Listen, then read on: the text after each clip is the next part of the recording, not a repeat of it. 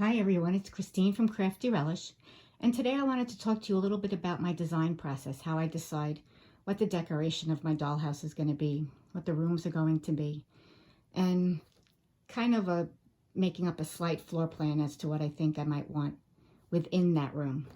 As you can see, we are still working on the Alicia Country Dollhouse from Laser Design Dollhouses.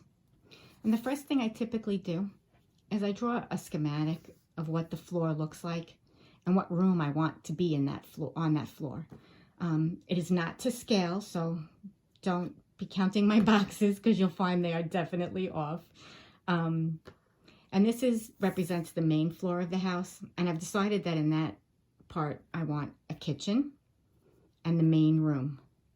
The only thing I really haven't fully decided on yet is the stairs. It is a spiral staircase, and they will take up quite a bit of floor space. And I really like this main floor and how deep it goes into that corner space as far as the windows set up over there, the bowed windows. I mark where the windows and the doors are.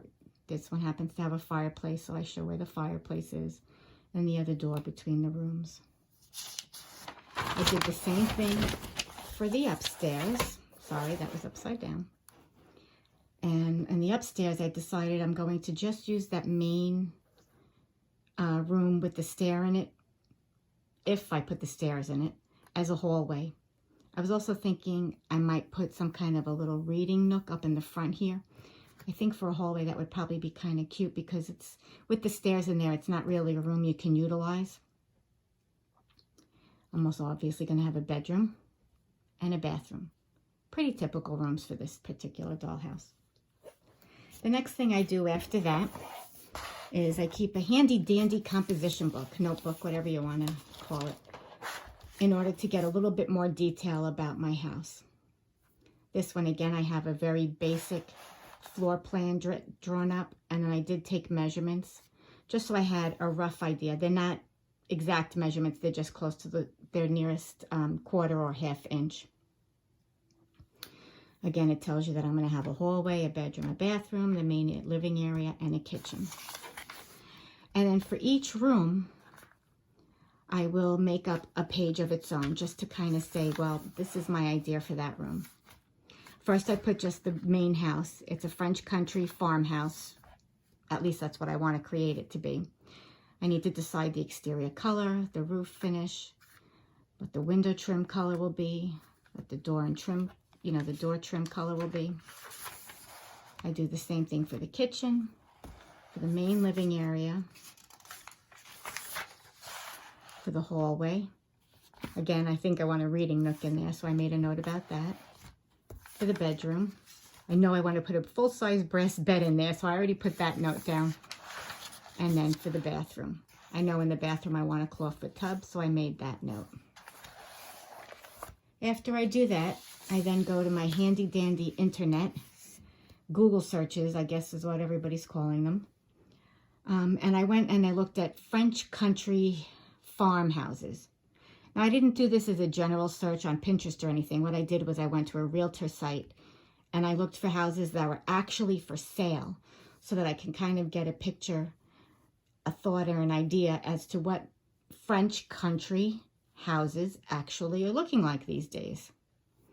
So I'll cut and paste pictures. This was a kitchen and bedrooms, kitchens, I guess like a main area, an exterior. What I'm finding with the French country is that it's a lot of muted colors with pops of colors depending on the decor. Again, exteriors, bedrooms, more rooms. Also, what I found in a lot of French country houses are wooden beams in the ceilings. Lots and lots of stone. And again, pretty fairly muted colors. Again, you sometimes get this pop of color like you do have there with the yellow. So that's my process. Just different rooms that when I see them, I like. Or in this case, I saw this piece of furniture that I really liked, which gives me an idea that I may want to make something like that for my bedroom. Again, you see a lot of the wood beaming. more bathrooms. I thought this one was interesting because it has like a trough tub sink, a double sink, but I really liked that, and maybe, I'm not sure, but maybe. Again, a lot of stone, a lot of wood, clawfoot tub, which for me is a must. I took this picture because of the vines growing on the house. And as I showed you in my initial video where I introduced the dollhouse, there is some gapping on the front porch. And I thought something like that might look nice to hide that gapping. I could make the trunk going up the center between the panels and then have the, you know, the flowers going across. Again, more French country charm. This was my other idea for the bathroom. I really liked this double sink with this vanity, the way that looked. You could put baskets in there, and I thought that was a pretty cool idea.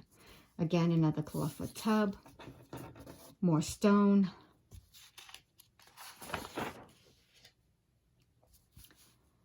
More wood beaming. And this I thought was interesting because they have shutters on the inside of the house. I don't know that I'm going to do that, but I thought that was pretty interesting and something I may want to explore. The next thing I do is I get dimensions for furniture.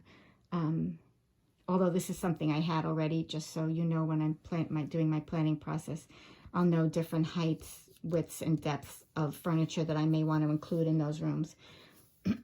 This one happens to be a printout I just got on Bassett Furniture site. So you can go to Bassett and easily print out this diagram that shows you that information. I knew that in my kitchen I want to do an old-fashioned type of stove. So again, I went online, I went to different manufacturers, found different stoves that I thought I might like, and wrote down where I found them so that if I want to go back and get dimensions and that kind of thing for when I create that piece, I'll know where to go. And lastly, once I decide on my style and my decoration, I keep a handy dandy pile of these paint sample books. These can be gotten at Lowe's, Home Depot, a paint store, and it just gives you all the different paint swatch colors so that when you decide what color you do want to paint it, you can bring this with you. I usually go to the craft store and just get the acrylic paints, or now you can even go and get the little sample cans that work perfect with doll houses. So again, just get all the different types of paint color charts. This one I thought was cool because it's the 2021 color trends.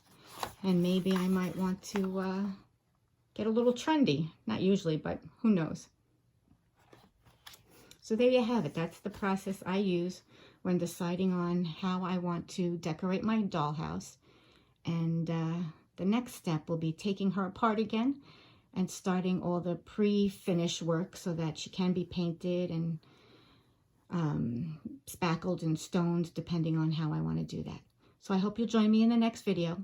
Again, thank you for sticking with me in this venture as I learn all the ins and outs of the video making and speaking on camera, because I have to admit, it's a little bit nerve-wracking. I didn't think it would be, after all. It's not like anybody's actually watching me, but I know you'll be listening to me.